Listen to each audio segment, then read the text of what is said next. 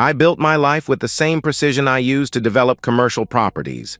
Every decision calculated, every risk assessed, every foundation solid. At 38, I own 17 buildings across 3 states, employ 43 people, and maintain a credit score that makes bank managers smile. I didn't inherit this.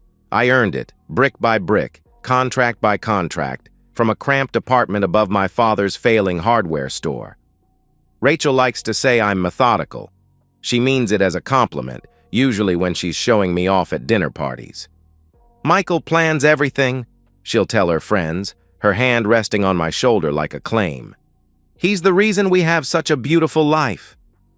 Beautiful. That's Rachel's favorite word. Her Instagram feed is a testament to beauty.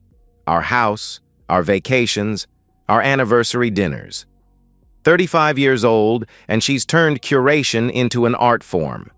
Former marketing executive turned lifestyle blogger, though the blog mostly exists to justify her shopping habits and weekend retreats. The real money comes from my developments, but Rachel's the one who makes it look effortless. We've been married 7 years. No children, Rachel's choice, though she phrases it as our choice when people ask. We're so focused on building our empire, she'll say, her smile bright as camera flash. Maybe someday. Someday never comes. But I stopped pressing the issue 3 years ago.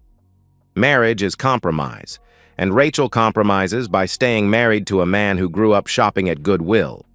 I compromise by pretending her weekend yoga retreats are actually about yoga. Our house sits on 2 acres in Westchester, all white stone and floor-to-ceiling windows. Rachel chose it for the natural light, better for photos. I bought it because the foundation was sound and the bones were good. We both got what we wanted, which is how most of our marriage works. Tuesday nights, we have dinner with her parents at the country club.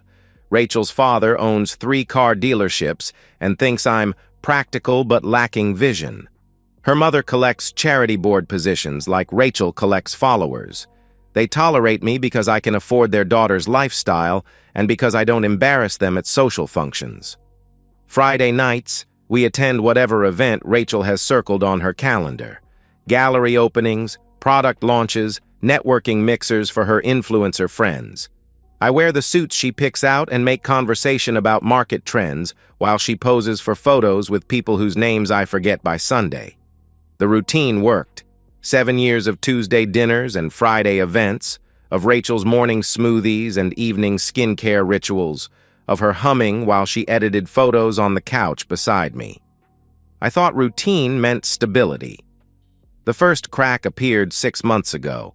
Small thing, Rachel declining intimacy more often. I'm exhausted, she'd say, or my hormones are all over the place.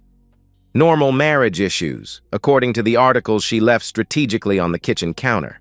Modern women, they explained, experience cyclical desire.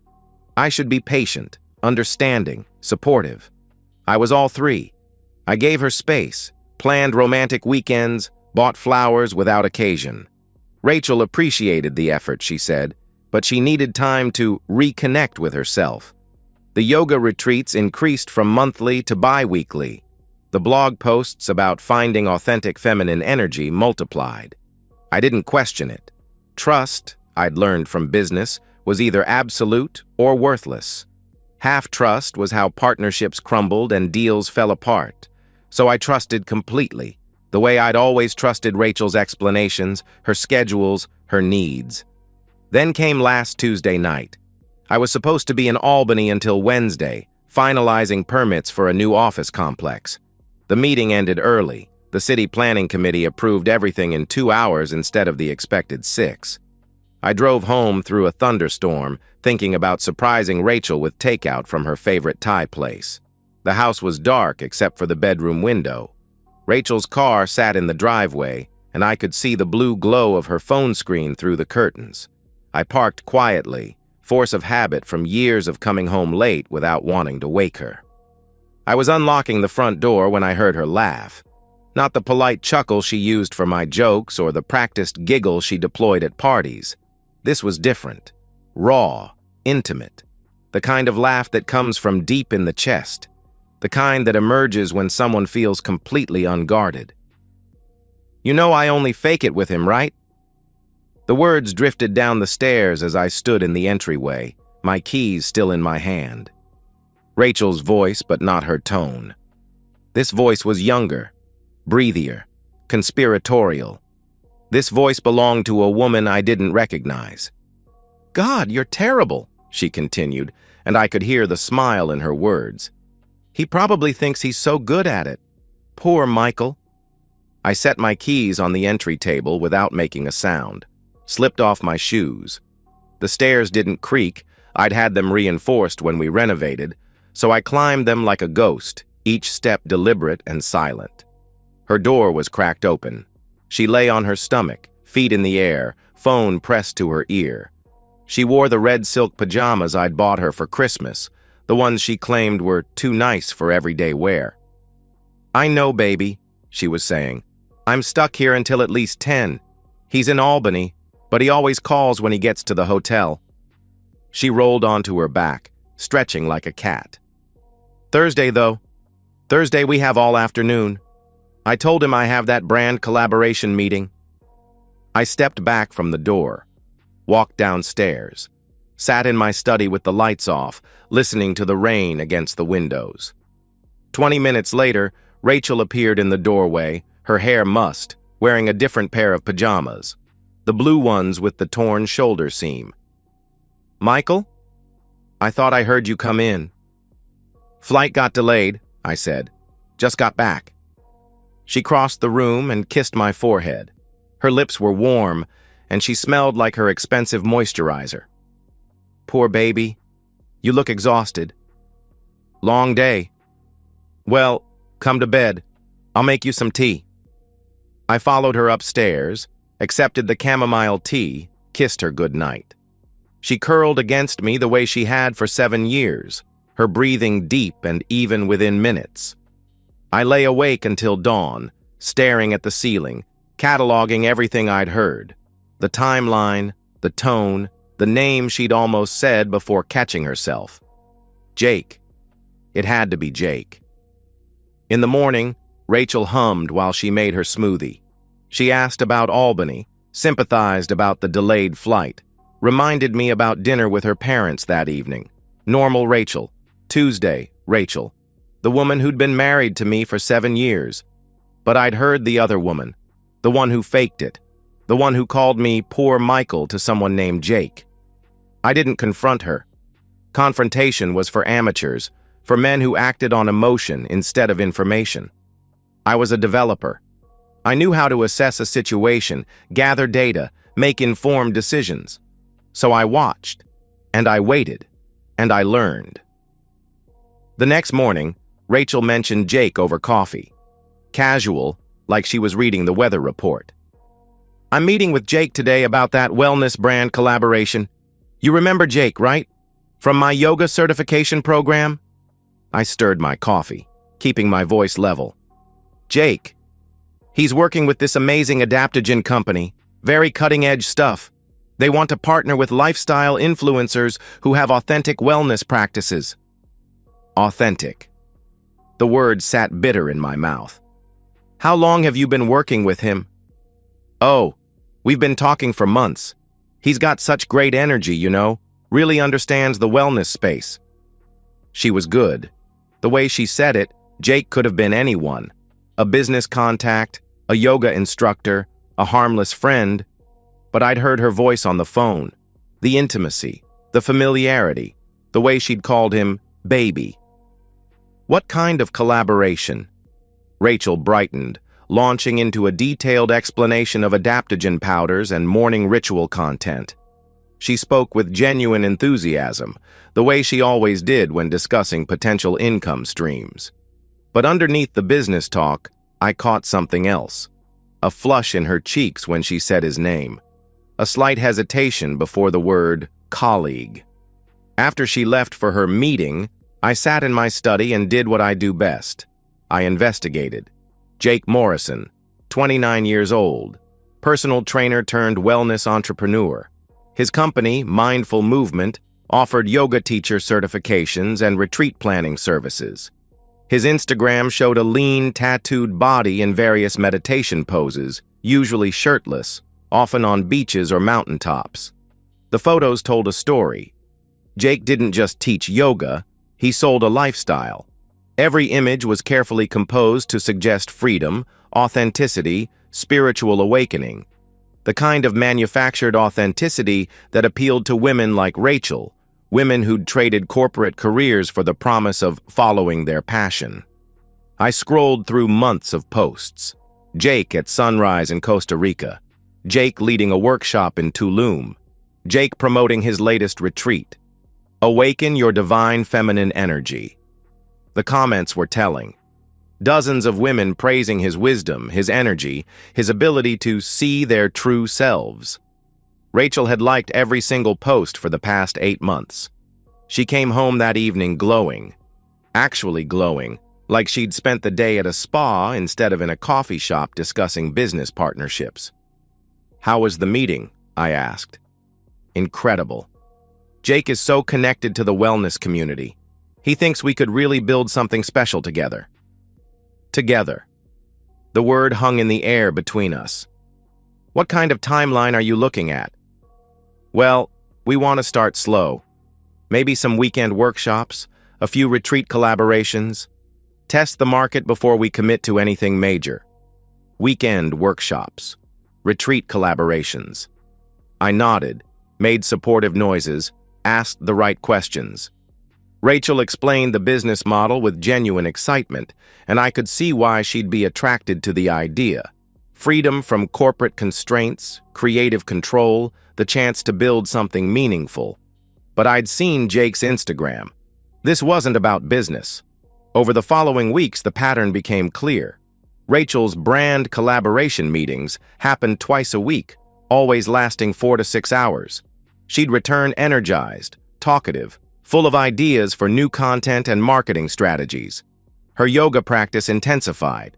She bought new workout clothes, expensive mats, essential oils for her home studio. The distance between us widened, but it was subtle. Rachel was still affectionate, still played the role of devoted wife at social functions. But the moments of genuine connection, the quiet conversations over morning coffee, the comfortable silences during evening walks, those disappeared. She started suggesting changes to our relationship dynamic. "I've been reading about conscious uncoupling," she said one evening, apropos of nothing. Not divorce, obviously, but creating more space for individual growth within partnership. "What kind of space?" "Well, like, we don't have to tell each other everything. We can have private friendships, separate interests. It's healthier, actually, more evolved." Evolved. Another word from Jake's vocabulary, I suspected. "Some couples are even exploring ethical non-monogamy," she continued, her voice carefully neutral. "Not that I'm suggesting anything, just... It's interesting how many people are questioning traditional relationship structures." I made non-committal sounds, asked questions that suggested curiosity rather than suspicion. Rachel seemed encouraged by my apparent openness, launching into a detailed explanation of polyamory podcasts and relationship books she'd been consuming. The conversation felt rehearsed, like she'd practiced these talking points, testing my boundaries, gauging my reaction, laying groundwork. That night, after Rachel fell asleep, I retrieved my laptop and did deeper research. Jake's business was legitimate but struggling. His retreat bookings were down, his certification program had poor reviews, and his social media engagement was artificially inflated by bots. But his personal life was thriving. Photos tagged at expensive restaurants, luxury hotels, weekend getaways, all funded by business partnerships with married women who promoted his retreats and workshops. I found 3 other wives in his orbit. Susan, a former attorney turned life coach. Jennifer, an ex-marketing director who now sold essential oils. Maria, a divorced mother of 2 who'd invested her settlement in Jake's retreat center.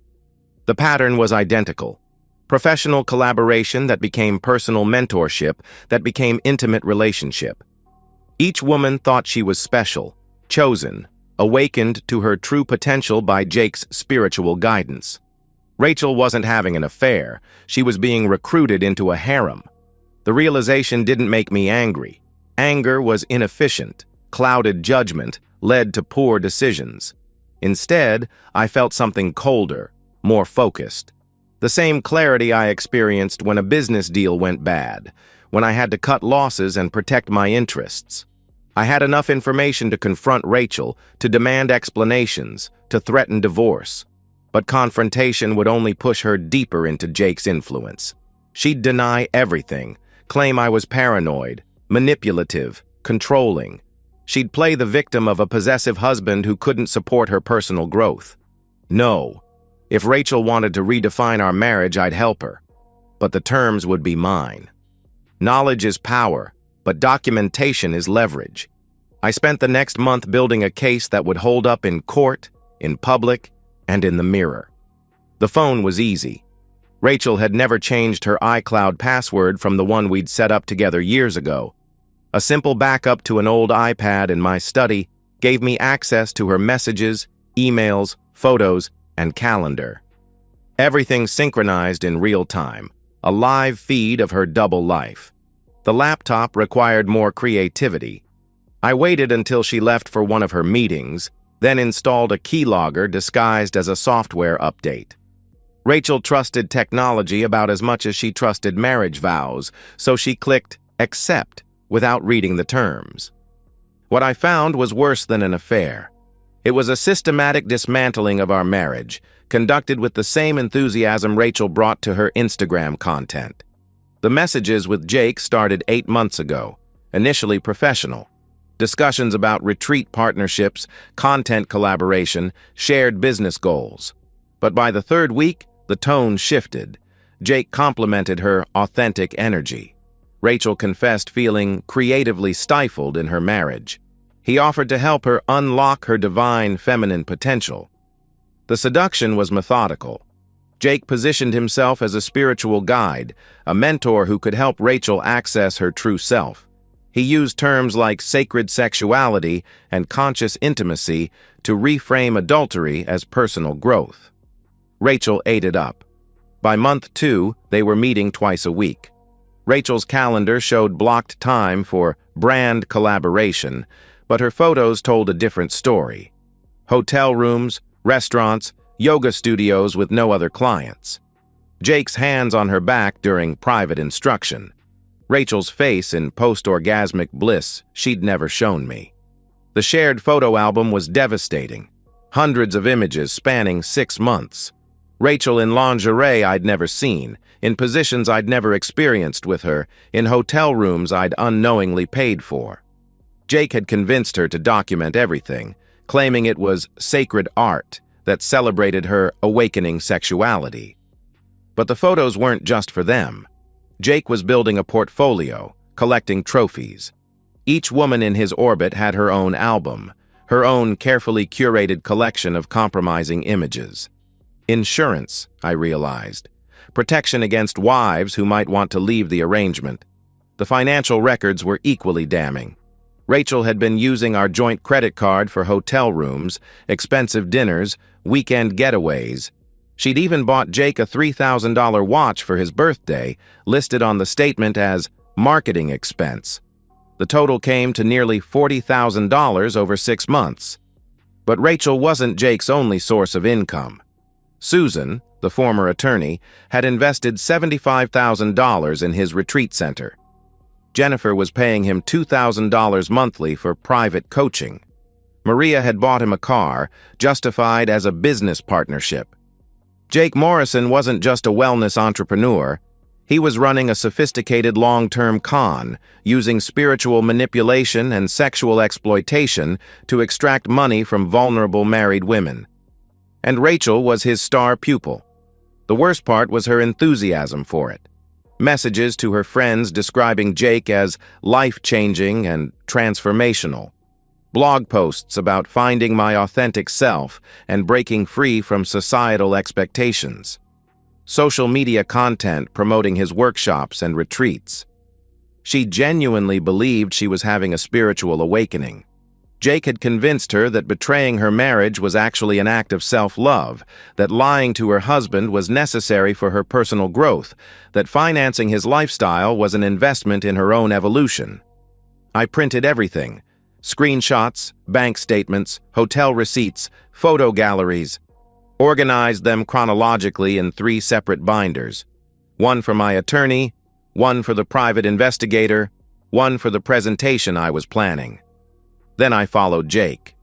His routine was predictable: morning workouts at an expensive gym in Tribeca, afternoon private sessions with married clients at a studio he rented by the hour, evening drinks at trendy bars where he networked with potential marks. I watched him work. The way he targeted women who looked professionally successful but personally unfulfilled. The way he approached them with spiritual language and authentic vulnerability. The way he listened to their problems with intense focus, making them feel seen and understood. He was good at it. Handsome enough to attract attention, articulate enough to hold it, manipulative enough to exploit it. Every conversation was a performance, every gesture calculated to build trust and dependence. But he was also lazy, arrogant. He used the same lines on every woman, recycled the same spiritual concepts, followed the same seduction timeline. Success had made him careless. I documented his patterns, his techniques, his other victims. Built a profile that would be useful later, when it came time to destroy him. The investigation took 3 weeks. 3 weeks of watching my wife lie to my face while she planned her next betrayal. 3 weeks of listening to her complain about feeling disconnected from me while she documented her sexual encounters with another man. 3 weeks of paying for hotel rooms where she loved someone who was using her for money. By the end, I knew everything. Every lie, every excuse, every manipulation. I knew about the weekend retreat where she'd told me she was visiting her sister. I knew about the girls' night that was actually a threesome with Jake and Jennifer. I knew about the pregnancy scare that had made her cry in our bathroom while texting Jake about their sacred connection. Most importantly, I knew Rachel had never intended to end it. The conversations about ethical non-monogamy weren't preparation for confession. They were groundwork for legitimizing what she was already doing. She wanted to keep me as her stable, financially supportive husband while pursuing her authentic sexual expression with Jake. She wanted to have it all: the house, the security, the lifestyle I provided, plus the excitement and validation Jake offered. She wanted me to fund her affair and call it evolution. I sat in my study that final night, surrounded by evidence of my wife's betrayal, and felt something I hadn't experienced since building my first development project: pure, crystalline focus, the clarity that comes when complex problems reduce to simple solutions. Rachel had made her choice. Now I would make mine. Our 8th anniversary fell on a Saturday in June. Rachel had been dropping hints about a special celebration, something memorable that would mark our new chapter together. I suspected she was planning to propose some form of open marriage, using our anniversary as a launching pad for formalizing her affair. I had different plans. The venue was easy. Rachel had always wanted to dine at 11 Madison Park, but their reservation list was months long. However, they had a private dining room available for special events. 25 guests maximum, custom menu, dedicated service staff. Perfect for intimate celebrations. "I want to surprise Rachel," I told the events coordinator. "Our 8th anniversary, something really special." The price was astronomical, $500 per person plus wine pairings, but money wasn't the issue. This was an investment in closure. I booked it for Saturday evening, then began crafting the guest list. Rachel's parents, obviously, her sister and brother-in-law, her 3 closest friends from college, my parents, my brother, his wife, a few couples we socialized with regularly, and Jake Morrison. The invitation required careful wording. I wanted it to sound like it came from Rachel, but I needed to ensure Jake would actually attend. I used her email account to send the messages.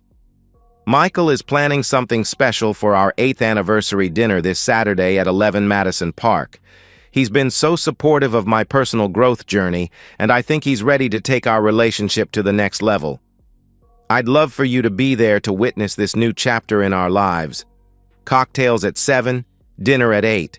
Please dress accordingly. This is going to be a night to remember.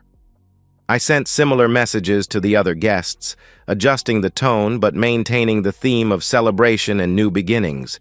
Everyone RSVP'd yes within 24 hours. Even Jake, who responded with, "Wouldn't miss it for the world, beautiful. This is your moment." The legal preparation was more complex. I met with my attorney, David Greenhouse, a sharp family law specialist who'd handled divorces for half the tech executives in the city. "I need to move fast on this," I told him, sliding the binders across his desk. "Full dissolution, maximum asset protection." David spent an hour reviewing the evidence, his expression growing grimmer with each page. "This is comprehensive. Your wife's been busy. Very busy. On my credit cards. The adultery is clear, but the financial malfeasance is what's going to hurt her. She's been using joint assets to fund the affair, essentially stealing from the marriage to pay for her betrayal." He looked up from the bank statements. "You want to file before or after this dinner?" "After. I want everything ready to go, but I serve the papers Sunday morning." "And the prenup?" "Ironclad.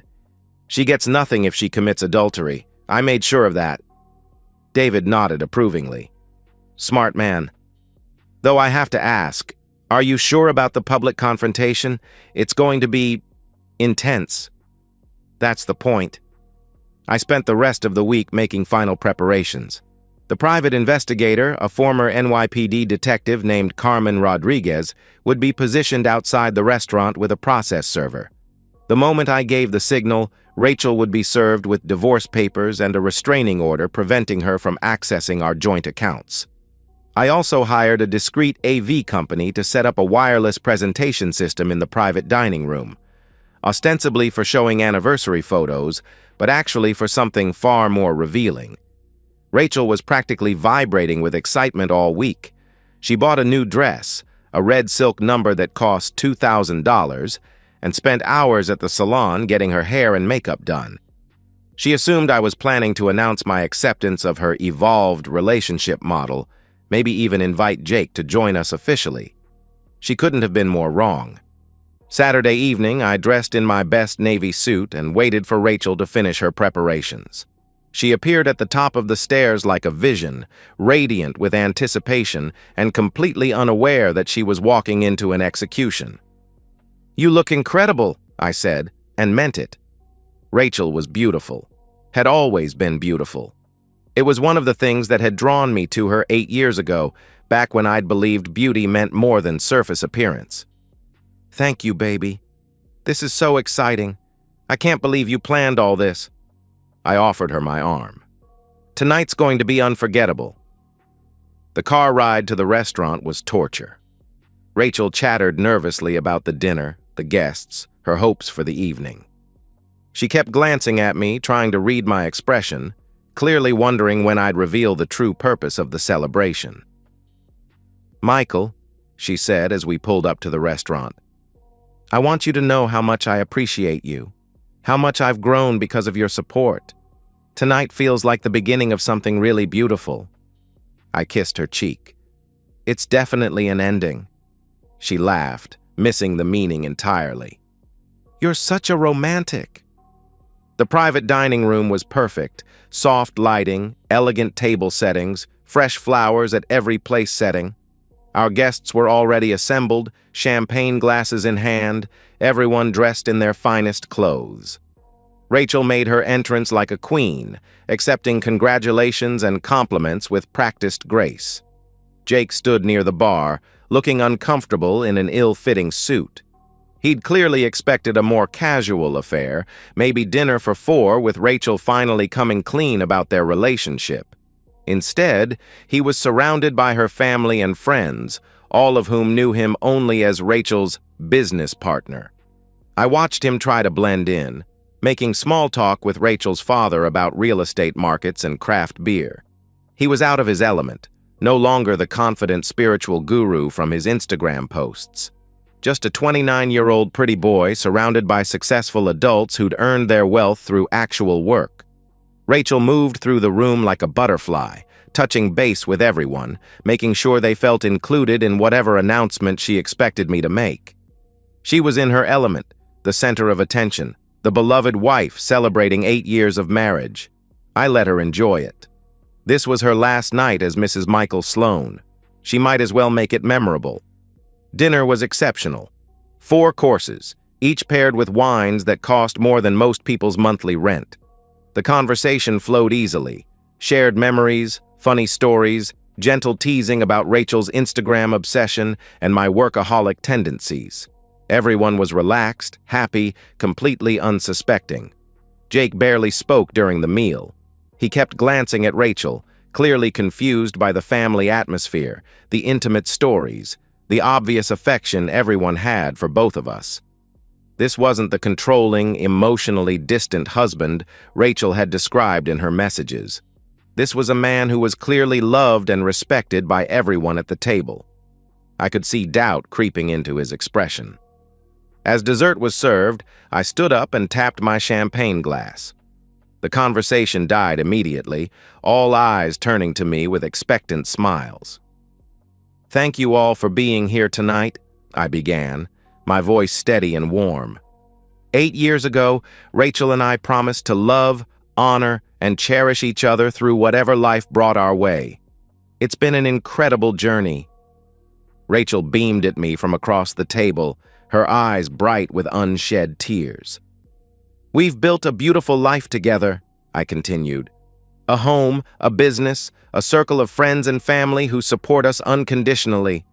Rachel has been my partner in every sense of the word, and I couldn't imagine sharing this life with anyone else."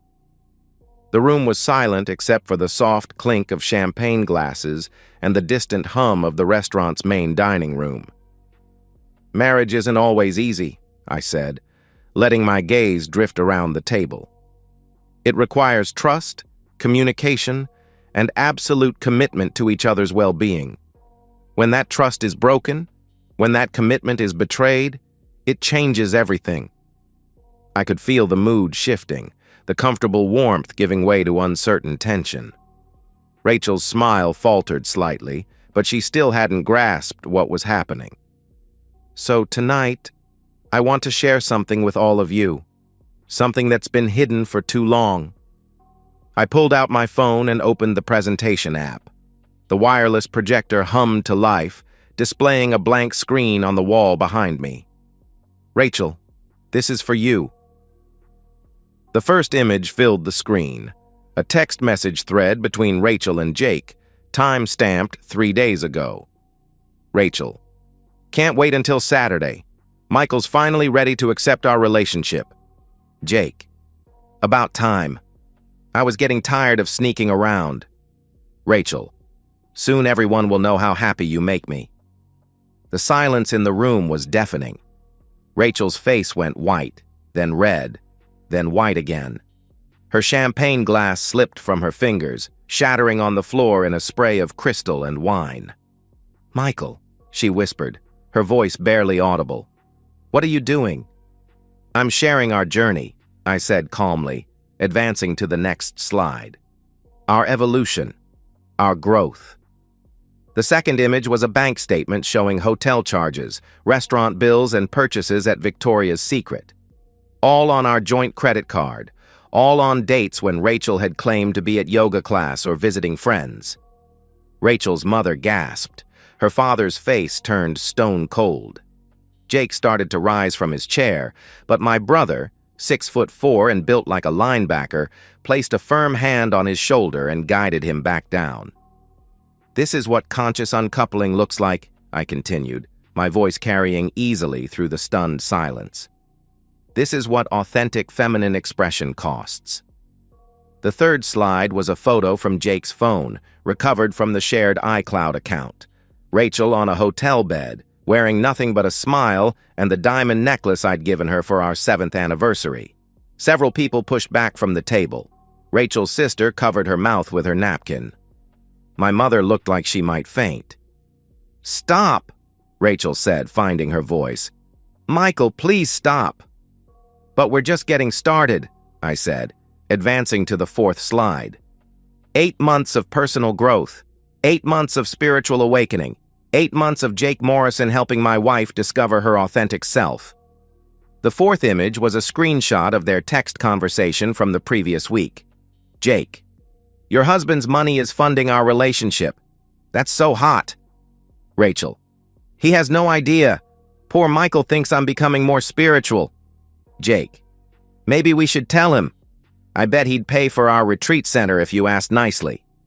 Rachel: "Let me work on him. I can get him to agree to anything." Jake lurched to his feet, knocking over his chair. "You're insane, man. This is harassment." "Sit down, Jake," I said without looking at him.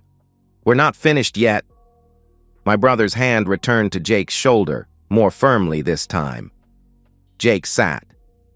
"This one's my favorite," I said, clicking to the 5th slide. It was a photo of Rachel and Jake with 2 other women, Jennifer and Susan, at what appeared to be an intimate dinner party. All 4 were partially undressed, laughing at some private joke. "Rachel's not Jake's only spiritual student," I explained to the horrified audience. "She's part of a whole curriculum, a wellness program where married women pay to betray their husbands." Rachel was crying now, mascara streaming down her cheeks. But I wasn't done. The 6th slide showed Jake's bank account, with deposits from multiple women clearly labeled. Marketing consultation from Rachel. Retreat investment from Susan. Private coaching from Jennifer. Business partnership from Maria. "It's quite the operation," I said. "Rachel's contributed almost $40,000 to Jake's spiritual guidance over the past 8 months. Very generous of her. Very conscious." I clicked to the final slide. A photo of Rachel taken 2 days ago, naked in our bedroom, posing for Jake's phone camera. The timestamp showed it was taken at 2:47 p.m. on a Thursday, while I was at work, paying for the house where she was photographing herself for another man. The room erupted. Rachel's father stood up so violently his chair fell backward. Her mother was sobbing into her hands. Jake made another attempt to leave, but this time my brother and brother-in-law flanked him, making it clear he wasn't going anywhere. "Happy anniversary, Rachel," I said, raising my champagne glass. "Here's to 8 years of marriage and 8 months of adultery. Here's to conscious uncoupling and spiritual awakening. Here's to authenticity." I finished the champagne in one long swallow, then set the glass down and looked directly at my wife. "The divorce papers are in your inbox. The locks on the house have been changed. Your access to our joint accounts has been revoked. You have until Sunday to collect your personal belongings." Rachel tried to speak, but only managed strangled sobs. Her carefully constructed world was collapsing in real time, witnessed by everyone who mattered to her. "Jake," I said, turning to address her lover directly. "I've taken the liberty of sharing these photos with your other clients' husbands. Jennifer's husband was particularly interested in the receipts showing how his wife has been funding your lifestyle. Susan's attorney wants to discuss the legality of your retreat center investment scheme." Jake's face went gray. "You can't do this. This is revenge porn. I'll sue you." "With what money?" I asked. "Your business accounts were frozen this morning. Turns out the IRS takes a dim view of unreported income from multiple sources. They'll want to discuss your tax situation." I pulled out my phone and typed a quick message. Within seconds, Carmen Rodriguez and the process server entered the private dining room. "Rachel Sloan?" the server asked. Rachel could only nod, still crying too hard to speak. "You're being served with divorce papers and a restraining order. You're also being served with a civil suit for fraudulent use of joint assets." The papers landed on the table next to her untouched dessert. "Jake Morrison?" the server continued. "This is nonsense," Jake said. but he took the papers. You're being served with a cease and desist order regarding contact with Mrs. Sloan and a civil suit for alienation of affection. Have a good evening." The server left. Carmen Rodriguez lingered by the door, making sure Jake understood he was being watched. I looked around the room at the wreckage of our anniversary dinner. Rachel's family and friends sat in stunned silence, processing what they'd witnessed. Jake slumped in his chair, finally understanding the magnitude of his mistake. "I want to thank everyone for coming tonight," I said, as if nothing unusual had happened. "This has been exactly what I hoped it would be. Rachel, I know you've been wanting to live your authentic truth. Now you can, without my house, my money, or my name." I walked around the table and kissed her forehead, the way I had every morning for 8 years. "Goodbye, Rachel. Enjoy your spiritual journey." I left her crying in the ruins of our marriage, surrounded by the people who'd loved her and the man who'd used her. The bill for dinner was $14,000, but it was worth every penny. The story broke online within hours. Someone at the dinner, probably Rachel's college friend Jessica, who'd always been jealous of our lifestyle, leaked the details to a gossip blog.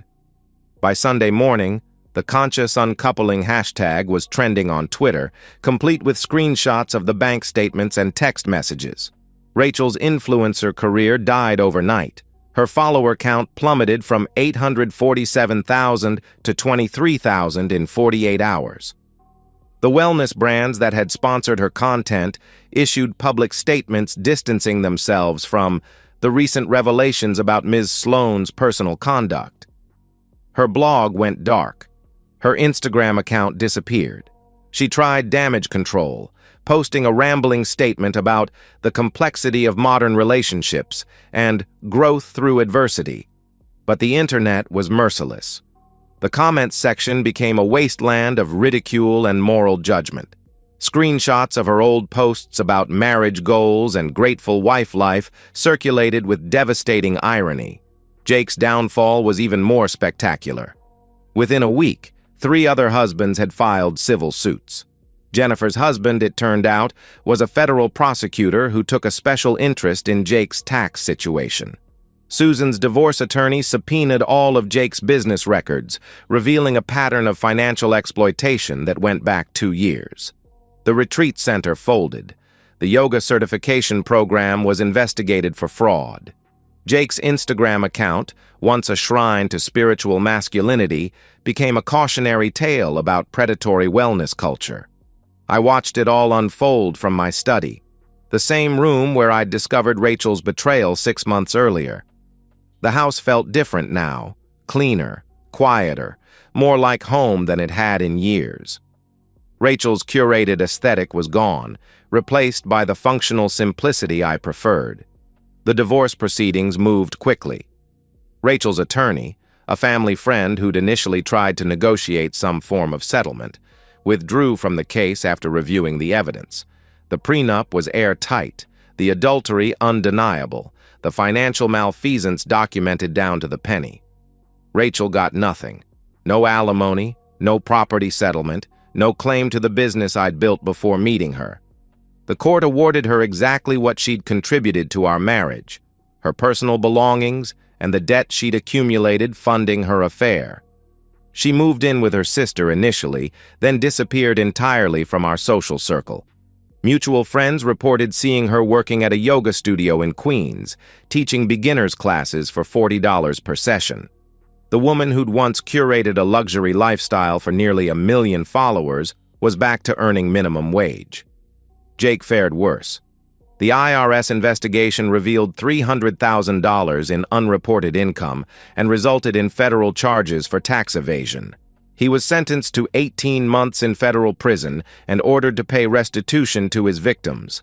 The spiritual guru who'd promised to awaken women's divine feminine energy was now awakening at 5 a.m. for kitchen duty in a minimum security facility. I felt no satisfaction in their suffering. Satisfaction implied I'd been emotionally invested in their destruction, and I hadn't been. This was simply the natural consequence of their choices. as inevitable as bankruptcy following poor financial decisions. My life settled into new rhythms. I sold the Westchester house, too many memories, too much maintenance, and bought a smaller place in the city, a pre-war building with good bones and no Instagram-worthy aesthetic. The apartment overlooked a small garden instead of rolling lawns, but the view was honest. No artificial beauty, no curated perfection. I started cooking, something I'd never done during my marriage. Rachel had either ordered takeout or prepared elaborate meals for her blog, but never anything as simple as a grilled cheese sandwich or scrambled eggs. I discovered I enjoyed the process, the precision of timing, the chemistry of flavors, the satisfaction of creating something with my hands. Weekends were for woodworking in the basement shop I'd set up. I built furniture, tables, chairs, bookcases, pieces that would last decades with proper care. The work was meditative, requiring focus and patience, producing results that spoke for themselves without explanation or marketing. I grew tomatoes on the fire escape, 4 plants in terracotta pots, producing more fruit than I could eat. I gave the excess to neighbors, elderly women who remembered when the building had been full of families instead of young professionals. They invited me for coffee sometimes, sharing stories about their husbands, their children, their long marriages built on genuine affection rather than social media performance. The business thrived without the distraction of Rachel's needs and demands. I closed 3 major deals in 6 months, expanding into commercial properties in Boston and Philadelphia. Success felt different now, less about proving my worth to someone who'd never valued it, more about building something lasting and substantial. People asked about dating. My brother's wife introduced me to colleagues, friends' sisters, divorced women with careers and children and realistic expectations. I was polite but uninterested. Romance required trust I no longer felt capable of extending. Better to focus on work, on family, on projects that produced measurable results. The first anniversary of our divorce passed without ceremony. I was in Philadelphia that week, touring a potential acquisition, a 19th century warehouse I wanted to convert into loft apartments. The building had beautiful bones underneath decades of neglect, solid construction that would outlast anything built today. I thought about Rachel briefly, wondering where she was, whether she'd learned anything from the consequences of her choices. But the thought was fleeting, like remembering a movie I'd seen years ago and hadn't particularly enjoyed. That evening I sat in my apartment with a glass of wine, a good Burgundy, not champagne, and reviewed the plans for the Philadelphia project. The conversion would take 18 months and cost $12 million, but the finished product would house 60 families in apartments they could actually afford to buy. Real value, not artificial scarcity. The tomatoes on the fire escape were ripening. The bookshelf I'd built was filled with actual books, not decorative objects chosen for their color scheme.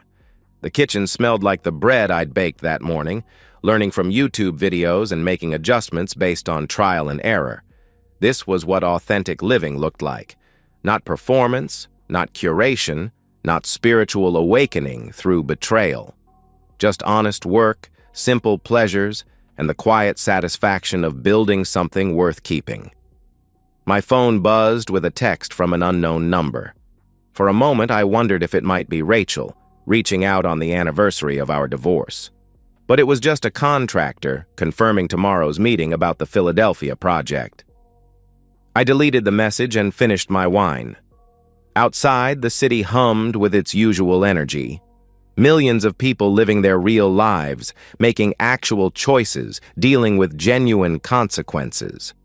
No filters, no hashtags, no audience to perform for.